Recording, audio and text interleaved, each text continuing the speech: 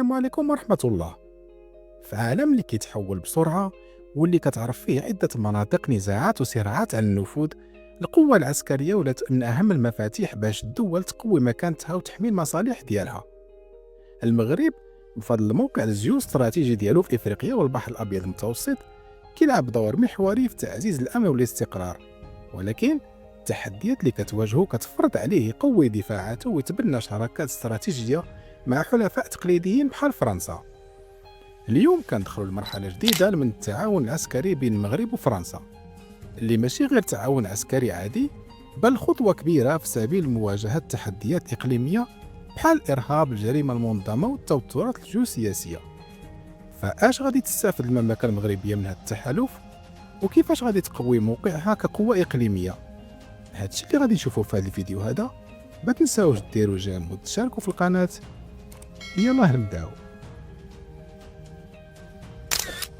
المغرب وفرنسا كيتحركوا في خط تصاعدي باش يعززوا التعاون العسكري بيناتهم وسط تحديات إقليمية ودولية كتفرض على الدولتين التنسيق بشكل قوي لضمان الأمن والاستقرار. آخر الإشارات جات مع زيارة وفد عسكري فرنسي رفيع المستوى للرباط، حيث تم التركيز على تبادل الخبرات والتدريب وتعزيز القدرات البحرية المغربية، خصوصا في مراقبة الحدود وحماية المصالح الاقتصادية. هذا التعاون كيبين الرغبة المشتركة بين المغرب وفرنسا في رفع الجاهزية العسكرية مع التركيز على التكنولوجيا المتقدمة والذكاء الاستخباراتي. وسط تزايد مخاطر الأمنية في إفريقيا بحال الإرهاب والجريمة المنظمة، الجانبان ناقشوا كيفاش يعززوا تبادل المعلومات الأمنية والتنسيق الاستخباراتي. هذه التحركات كتأكد أن المغرب كيتحرك بخطة استراتيجية، خصوصا بعد رفع ميزانية الدفاع ديالو السنة الجاية. من بين الخطوات المهمة اللي دارها مؤخرا هي شراء طائرات بدون طيار تركيا من طراز بيرقدار، اللي غادي تعاون بشكل كبير في تعزيز دفاعاته وحماية حدوده الشرقية والجنوبية.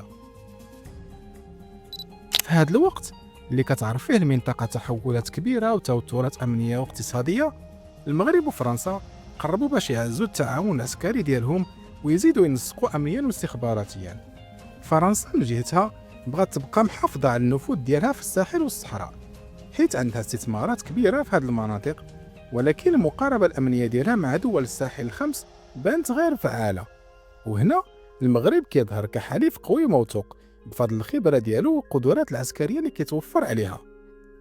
أما بالنسبة للمغرب، هذا التعاون فيه بزاف ديال المكاسب، حيث الموقع ديالو الجيوستراتيجي كيجعلو وسط صراعات كبيرة على النفوذ الإقليمي، وخاصو يبقى محافظ على التوازنات العسكرية ويقوي الدفاعات ديالو، خصوصا في الحدود الشرقية والجنوبية اللي كتعرف توترات كبيرة.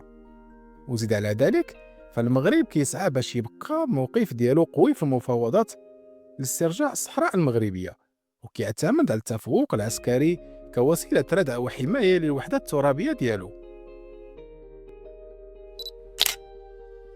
فرنسا كتشوف المغرب كبوابة باش ترجع النفوذ ديالها في إفريقيا، خصوصا بعد المشاريع اللي دار المغرب مع دول الساحل والصحراء، بحال المشروع ديال أنبوب الغاز اللي غادي يربط نيجيريا بأوروبا عبر المغرب. ومن جهته المغرب باغي يعزز القدرات البحرية ديالو بشراء فرقاطات وغواصات متطورة لحماية السواحل الأطلسية والمتوسطية، وحتى التكنولوجيا العسكرية بحال أنظمة المراقبة الإلكترونية غادي تساعدوا في مواجهة التحديات بحال الجريمة المنظمة والهجرة غير الشرعية.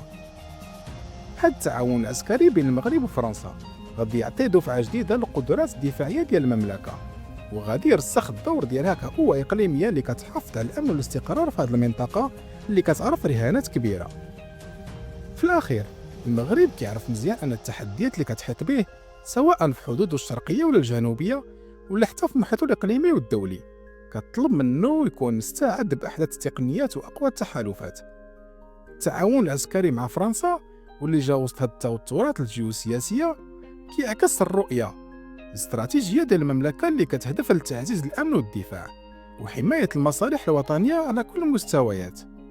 وبهذا النهج هذا فالمغرب كيبني مستقبل دبلوماسي وعسكري قوي يشد فيه زمام الأمور في القارة الإفريقية، وكيرسم صورة ديال دولة واثقة في اختياراتها وقادرة تواجه أي تهديد مهما كان حجمه. كنشكركم على حسن المتابعة، كان معكم عدنان سلطان. السلام عليكم.